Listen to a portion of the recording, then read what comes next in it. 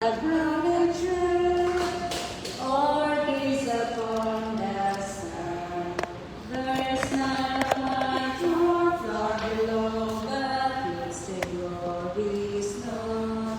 And clouds arise and tempests flow by order from thy throne. Creatures that borrow life from thee are subject to thy care.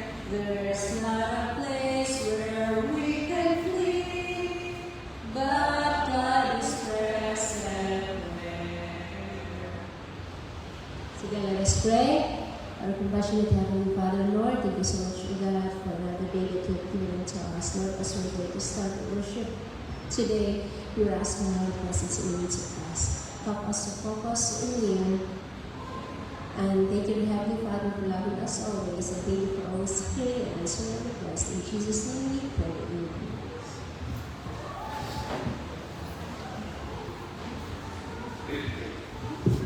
Happy morning, everyone. Good morning. Welcome to our devotional this morning. Welcome.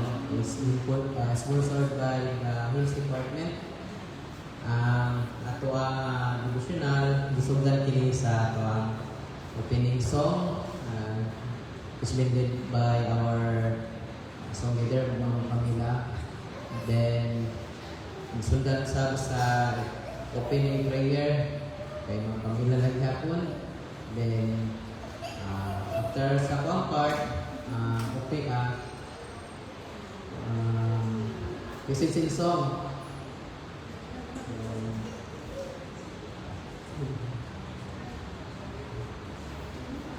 Isa may nakakatawa sa opening song. Sa kuha na lang, piling Galing. kita na lang tanan ang magkanta. Okay na, dari. Special song ka? Dariso na lang, speaker na lang dariso. Wala. Speaker na lang dariso. Opening song na ka. Ano na lang, speaker na lang daw, umar sa kuha. Then, Wala na after may- that, ato ang collect sa ato ang mga prayer request, o mga prayer band, dayon ang closing song o ang closing prayer.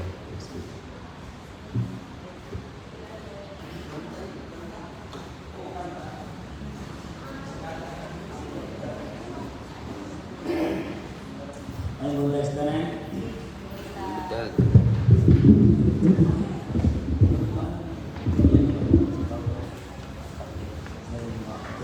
Mau gani siya sa wala sa kanya. Ano daw sa operator sound system ba? Is kaya. Anyway. Actually, happy po din kalimot. Ako may speaker. Anyway.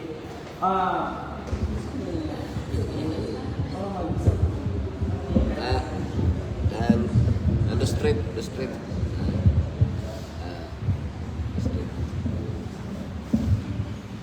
The street.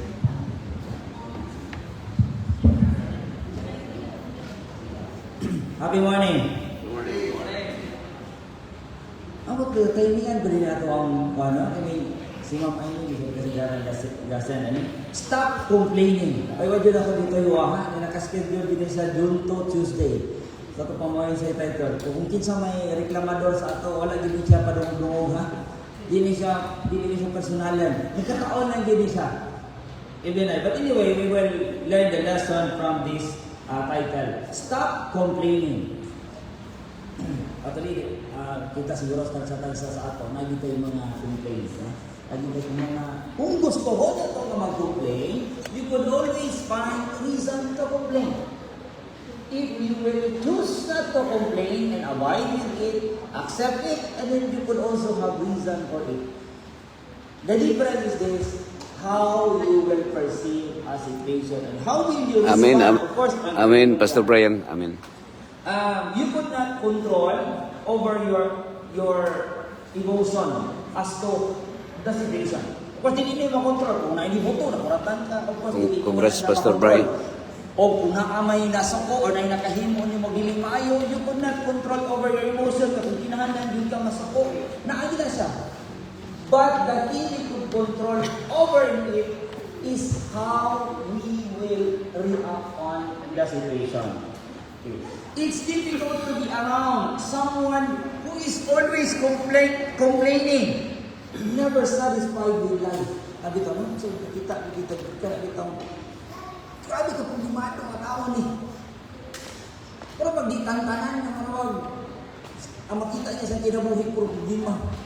Hindi akong kauban, sa buwan, ang kanin niya, grabe, kibagasa na ito, nanaway, yung sa'yo, ikaw man ako, sa pamilya na mo, ako asawa, akong bana, yung nanin ko, akong mga anak, grabe, yung mga yan. Kalisod ba di mo kinabuhi, Brad? Kalisod ba di kinabuhi, Ter? Pero, bilang ikaw listener, parang ikaw, madalang, ikaw, usahay, if you try to relate, abliyagon kaya ang anak. Yang anak abliyagon ako, anak abliyagon, kapliyo gini, problema. Ay, magproblema ako ni Kuani. Or, dili na ng batang malipay, ni nanay, ano? O, di ba? In spite, bubliyagon mo ng galing, hindi, responsibilidad na ito, yung dinikanan, na ito yung matututo ang anak. Or, problema sa school. Nakakapagin na problema sa school. Responsibilidad mo na ito ng dinikanan, tinigil kita. Pero, dili na ng batang malipay, na in spite sa itong kalisod, nakapa-eskwila ka. Di ba? That's the positive side of it. Okay. Who always complain in life? In fact, most people try to avoid them altogether because it's emotionally draining to hear someone complaining, whining. Tama ba ang tama ni? Whining or winning? W-H-I-N-I-N-G. Whining, ano? Whining, tanyakin. Whining. Tanyakin. Never is ever good enough. Yung pagkakuntinto. They find fault in everything. They complain about their spouse, their jobs, their finances, just about everything else. Whiners and crying babies are not just happy people. As long as they insist on seeing the glass of empty half instead of half full, they will never be happy. Sa ino pa na, the side of being contented. Nagarang, mas makita ang half empty, ang mga negative side. Life, there is always a negative and a positive side of life. We are in this world, wala pa ta sa langit. Well, kung naana ta sa langit, well, dito na ang tanan nga positive side. Wala na negative side dito. For so long as naata din is kalibutan, negative side and the positive side is always there. And sometimes, mas daghan ang negative side kaysa sa positive side.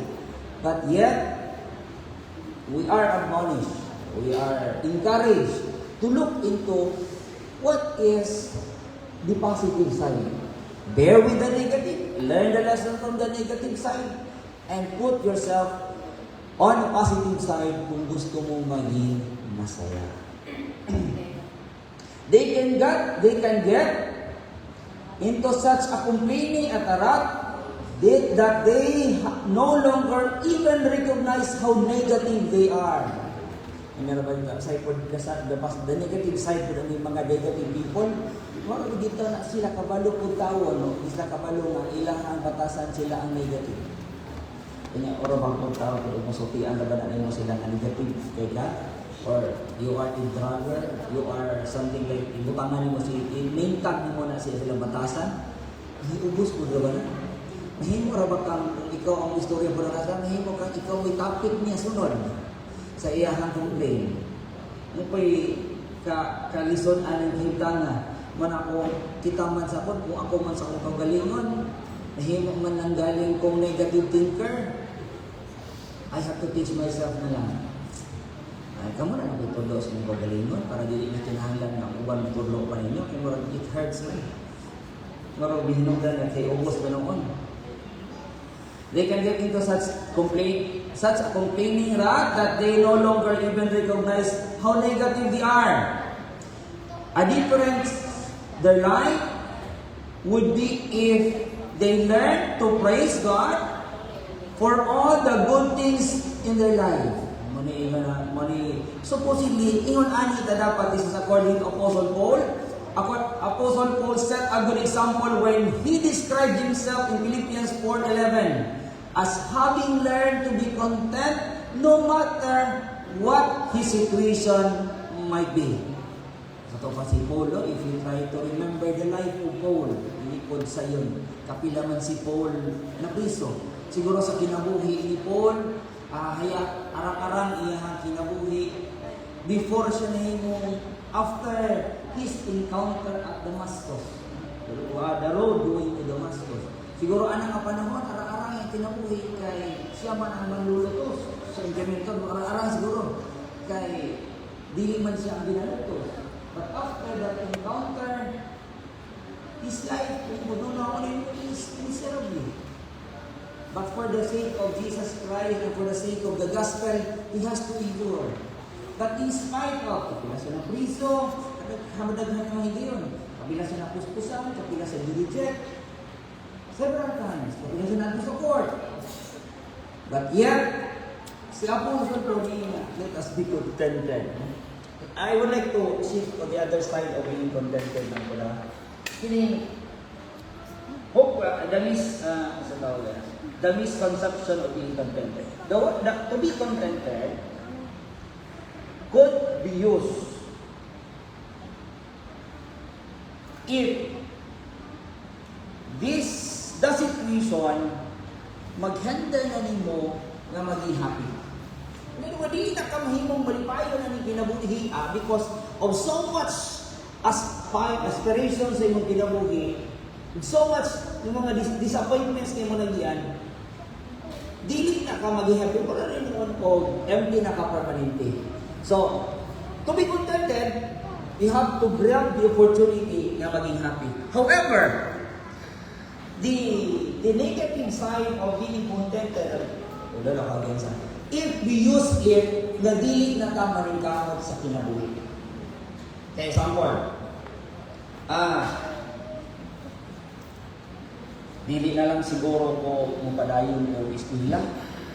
Kuntinto na ko aning, if in case, mag-uuma man ta, I'm not discriminating na mag-uumahan, or of course, mag-uuma is a good, pero mag-uuma mi sa una.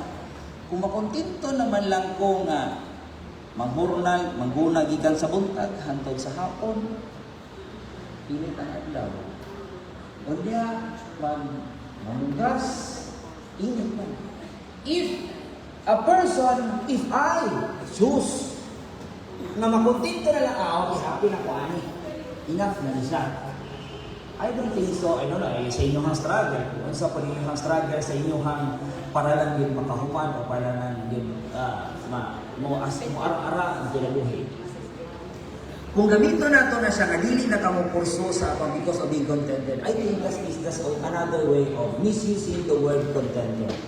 Pero, the word contented, even Paul, magiging kontento ka, we have to look into the happy side, the positive side of the situation para at least man lang, kahit na ihunan na ito po, malipayon na gihapon ka. Bisan si Paul, kapila na priso, naagya po sa state na malipayon. Bisan sa iyahan, kapila na siya na kulakahan ni Orod. Malila siya state siya ang pagkamalipayon. Okay, then, ano po? God made it very clear about how He feels about complaining in Numbers 11 verse 1. You have said that when the people complain, it displeases you. And in Philippians 2:14 and 15, the Bible says, do all things without complaining and disputing. Ask God to give you the victory over whining and help you speak kindly and politely, being sensitive to the feelings of others. Sabi no, daghan dito og kanang verse, wala to be complain. Usahay, kini mo complain ta, giving us kini. Sometimes, kung matubag lang ang atong mga pangutana, if our whys will be answered, parang okay na. Just this morning, padulong ko din, I heard a news na ay mag-asawa nag-drive og motor. Of course, ang bana ang nag-drive, unya ang asawa ang gagunit sa 1-year-old nga bata. While on the way, maybe it's on highway, tungod kay na-outbalance ang bana while nag-drive sa motor. When it happens nga tungod sa sitwasyon sa pag-outbalance, natumba sila ug nalabay ang bata. The saddest part there is, and what grabe nga, sabaw ka na, panghitabo, grabe ka coincident, kita mo na, maugin mo'y pag-agi sa bus.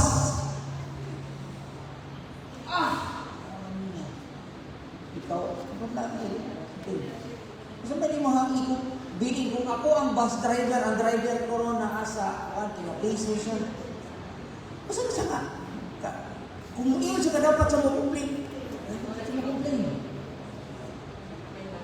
Kaya, basta ba akong mahimong, insakto lang man akong dagan. Sa side ko sa ginig ka, sa kuwan siguro, sa amahan. Ano gitugot mo gitong mama? Slide to your tita ang isa. Sa side po sa inahan. Wala na binibuniti ang bata. Iyo, wag hindi malabay. There is reason to complain. There's a very sad story. Karoon lagi morning. Pero, I couldn't imagine, I couldn't imagine how miserable the life sa amahan, sa inahan, sa parents na nawad agad na pulso sa bus driver. Sa bus driver na I believe di po doon niya kagustuhan yung nagtumay tabo. You have said, okay, do all things without complaining and disputing. Ask God to give you the victory over whining and to help you speak kindly and politely, being sensitive to the feelings of others. Sabi ko, nagigawin na ba kung biktima? Sabi I'm so sorry if some of you have been the victim of mine, especially during my time in time sa duty. I'm sorry. Let us be sensitive of the feelings of others. Because become a positive person and allow God's sweet, gentle spirit to flow from your heart. May the words of your mouth cease to complain. Bring God continual praise. So muna siya ang di-admonish para karami mo ng message, no? Manghinaot ka, manghinaot ko, manghinaot ang takbod mo, na doon na ay. At siguro, kung di man siguro totally undang diretso, at least let us be self-conscious of how we complain, how we react on a situation. And let us transform it into such a way that we have to appreciate life, to appreciate and praise God of what He has done for our life. That's all, and may buntag sa Amen.